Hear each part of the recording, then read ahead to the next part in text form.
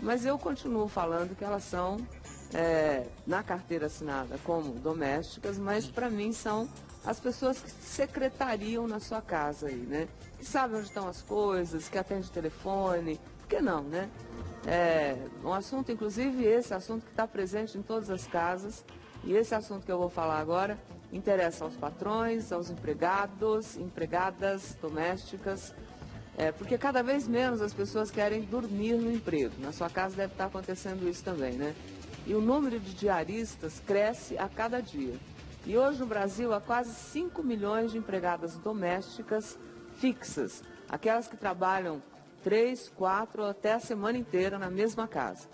A maioria dessas pessoas é mulher e apenas 6,84% são homens. Pouquinho, né? Desse total, aqui no Rio de Janeiro tem mais o costume de homens trabalharem em casa. Desse total, 80%, eu acho que é um ganho no Brasil esse número, 80% tem carteira assinada. Ah, é bastante. Bastante. Já é bom, porque esse número foi muito menor há uns anos atrás. Muito. Mais um alerta, esse tipo de doméstica está sumindo. De acordo com o IBGE, nos últimos 2 anos saíram do mercado quase 100 mil profissionais. No entanto, o salário delas subiram 5,3% acima da inflação em 2011. Esse, gente, é o dobro do aumento conquistado, em média, pelas outras profissões, inclusive, que você vê aí fazendo greve e tudo mais. Mas, em contrapartida, o número de diaristas não para de crescer. Então, o que indica pra gente? Que as pessoas estão saindo daquele emprego fixo e partindo para uma coisa com mais liberdade, né? Que escolhe o dia para ir trabalhar. Hoje existem mais de 2 milhões de lares brasileiros. E diarista é aquela que trabalha até 2 vezes por semana numa mesma casa. Isso permite que ela ganhe mais que uma empregada fixa. Não tem a garantia da carteira assinada, não tem a garantia do final do mês que vai trabalhar todos os dias. Não tem o né? Mas, e aí eu pedi para falar com a gente no assunto, que ele é especialista no assunto trabalhista e se especializou em empregados domésticos e assina carteira, ou não assina. O presidente da ONG, Instituto Doméstica Legal, que é o Mário Avelino, para ajudar. Bom dia, Mário. Prazer, viu? Muito obrigado por ter vindo. Eu que agradeço. Sente, por favor. Mário, esses dados aí foram dados pelo Instituto, enfim, são pesquisas do IBGE. Sem dúvida. E qual é o evento que está acontecendo agora?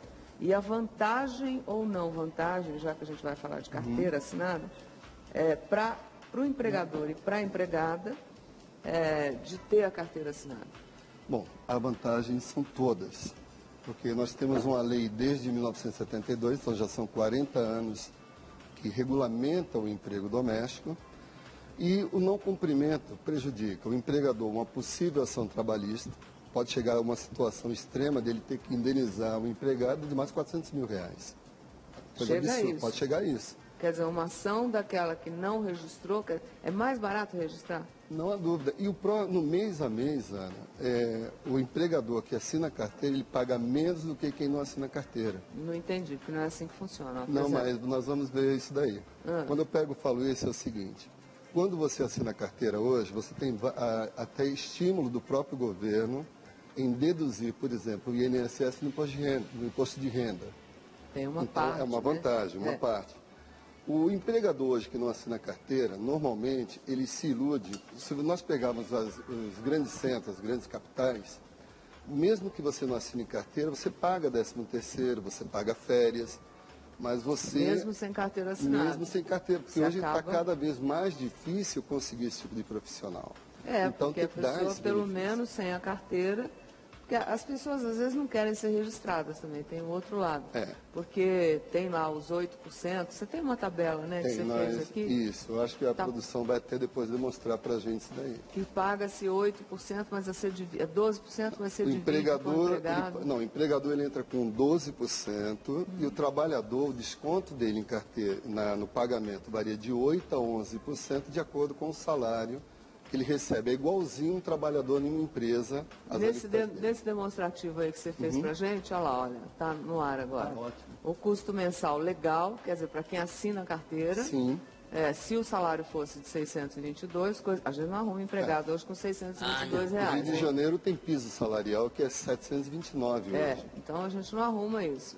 Volta a tabela ali para mim. Aí você vai pagar no final de tudo, olha lá, 742,24, com custo total. Você desconta, paga um pedaço você, 12, depois provisionamento mensal, provisionamento 13º, né, INSS, férias. E a própria restituição que está destacada em vermelho é que aquele INSS que o empregador recolhe, a parte dele somente, que é os 12%, na declaração anual do imposto de renda, se ele usar o modelo completo... Que agora, esse mês, é mês de imposto de renda, hein, gente? Sinal, lembra disso, olha lá. O teto esse ano é de R$ 866 reais que a pessoa vai poder abater na declaração do imposto de renda. E aí ele vai pagar 742, um salário de 622. Se for ilegal, quer dizer, no caso de você não registrar o seu empregado, tem uma outra conta que o Mário fez para a gente. Pode colocar, Vitinho, o ilegal para mim, o outro na tela. O ilegal. No mesmo salário 622, o custo total... Não é isso daí. Não é esse, não. É outra tabela. É outra tabela. Porque não há o INSS ali. Não tem INSS, esse aí está errado. É aqui, ó. Vamos chegar aqui, que eu acho que aqui, ó. Vem aqui para mim. Ok, vamos lá. Fechar aqui, Tá ó. ótimo aqui. Olha, aqui são 742,94. Aqui no ilegal, Ele no mês só gastou os mesmos 622. Tá. Mas não desconta. Isso. O empregado normalmente aqui, ele pede assim, olha, já vi muito acontecer isso. Não precisa me registrar, porque não vai descontar os 8% dele, mas a senhora me paga a mais. Em vez de pagar 622, no caso, me paga 700, né? E deixa de pagar, se fosse pagar, 830 ou 742. Aí acaba economizando um e outro, porque parece que está burlando, né? Não, primeiro está burlando a lei. E há um dado importante, Ana, que o trabalhador, ele até, a grande maioria das domésticas, por uma falta de oportunidade, não tiveram estudo, e eu chamo muitas de sobreviventes. Elas estão pensando no dia a dia. Mas amanhã elas vão envelhecer, ela pode adoecer. Você tem garantia de Lógico, de saúde, então ela tem que ter a aposentadoria contribuição para a Previdência. Mensal. Que é descontado, que aqui não está, que a gente está pondo só o custo do empregador, mas ela contribui em média com 8% e ela está garantida. Vamos supor, a mãe engravidou, tem um salário de maternidade de 4 meses. Aqui não desconta o INSS, não desconta o 6% o vale transporte, dá 709, Você teoricamente. vê que custa, e aí tem um dado importante a destacar, que existe a falta de informação do empregador, que ele acha que assinar a carteira vai dobrar o custo, o que acontece de fato em uma empresa. Numa empresa, em casa, doméstico, não, porque não há o fundo de garantia, é opcional. O INSS é somente 12%, da empresa é 27,8%. Então, repare que no final dessa conta, partindo da premissa que eu não assinei, mas eu vou pagar para o 13º, ilegal, ele gasta em média, já provisionando 13º e férias, 830 contra 742. Porque aqui ele desconta porque no ele conseguiu restituir o INSS. Entendi. Agora, se o empregador doméstico ele usar o modelo simplificado na declaração anual, ele não tem essa restituição. Ele gasta 832. Então, repara, o empregador aqui ele gastou menos na legalidade do que quem não assina a carteira. O senhor quer saber de uma coisa? Independente das suas contas, Pois né? não. O custo real para qualquer coisa, eu acho que países desenvolvidos hoje já têm isso claro na cabeça de todo mundo, que é muito mais barato andar na legalidade. É mesmo. Né? Porque as ações, como o senhor mesmo disse, as pessoas têm direito, caso você não as registre, de provar que trabalharam na sua casa. É igual você dizer, eu não casei, não estou com alguém. Basta provar alguém lá e dizer que fez e que estava lá, você vai para a justiça. E vai ter que responder no Ministério do Trabalho. Você vai ter que pagar advogado, você vai ter... E as custas não são pequenas. Não são, não. E aí é um dado até interessante, porque quando há uma ação trabalhista, o advogado, aí o empregador vai contratar um advogado de defesa, o advogado ele cobra um honorário em cima do valor da ação, não é em cima do que foi acordado. Porque numa audiência trabalhista, normalmente se resolve em uma única audiência e faz-se um acordo. Nada, aqui vai longe. Então, de repente, o advogado da empregada pediu lá 50 mil, por que é exemplo, uma realidade. e se fez um acordo com 10 mil. Só que o empregador que contratou o advogado vai pagar o honorário sobre 50 mil, que é o valor da ação. E ele acha que se deu bem. Se deu muito mal, porque há o desgaste. Mas é um horror. Perdeu um dia de trabalho. Eu já vi casos de empregado assim, em Zona Sul, em Ipanema, rodar a baiana na portaria de um edifício de alto luxo, e aquele empregador, que era moralidade em pessoa, não assinava carteira, não pagava o mínimo para aquela doméstica. Então, olha, é o problema do vexame. É moral, é tudo. E o desrespeito a um trabalhador, a um ser humano que tem umas perguntas para o senhor que a gente saiu a respeito, por exemplo, dos direitos da diarista. A primeira pergunta é da Eliane Batista, que é doméstica. Rodou.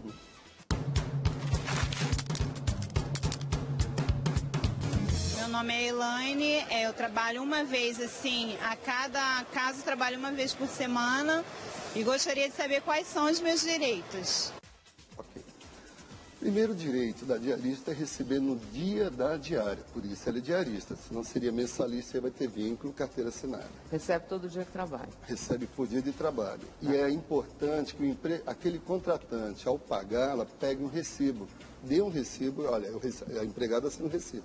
Recebi desse dia o valor tal. Toda vez que ela Toda vez. E é importante que ela também tenha uma cópia desse recibo, porque é uma questão transparente, apesar que não há uma lei que define o que é diarista, mas é uma relação de trabalho. Para não ficar esse negócio de todo dia, se der um recibo no mês, olha, trabalhei 5 dias, vai virar o quê? Vira mensalista. E na ação trabalhista ele vai ter que pagar INSS, férias, 13º. Mesmo que ela só tenha vindo uma vez por semana, se no final do mês chegou lá, resolve negociar com a diarista e falar, vou pagar tudo no final do mês. Aí vai lá, faz ou não faz papel, porque dá para provar também. Aí faz o papelzinho, recebi R$400. Referente a 5 diários. 5 diários. É mensalista. É mensalista. Tem vínculo empregatício. E há uma cultura nessa relação de diarista, do hábito, às vezes, dele pagar por mês. Então, se há essa cultura, até porque as duas partes concordam, eu recomendo, pelo menos no dia de pagar, faça um recibo para cada diário. Porque está caracterizando o pagamento para cada dia. O segundo direito da diarista, ela tem que ser contribuinte ao INSS, a Previdência Social, para ela estar assegurada. Amanhã ela vai envelhecer, então aposentadoria, ela pode adoecer, pode ter um acidente que até a torne inválida. Então, se ela é contribuinte, ela tem toda essa garantia. Agora, um detalhe. Por que tantas pessoas e tantas domésticas mensalistas hoje estão se transformando em diaristas? Primeiro, existe, de fato, a situação dela até ter um ganho no mês maior do que uma doméstica que trabalha 5, 6 dias numa casa. Mas, para isso, ela tem que ter, no mínimo, 5, 6 diárias. E o trabalho de uma diarista, é importante destacar, que enquanto ela, às vezes, em um dia, em 8 horas, ela faz o serviço equivalente a 3 dias de uma doméstica, que está naquele fluxo normal em casa. Trabalha muito. Então, é um trabalho muito desgastante. Tem que ter disposição. E aí tem um dado importante, nem toda diarista tem diárias todo dia. Talvez a maioria delas tenham 2, 3 diárias que no final do mês, se a gente pôr na ponta do lápis vai ganhar menos. Vai ganhar menos, com um esforço muito maior. E sem registro, né? Agora, a diarista é uma realidade de uma necessidade do mundo moderno. Nem todo mundo precisa de todo dia uma diarista. A gente tem uma história também da Nilza Ribeiro, que é empregada doméstica. Roda para mim.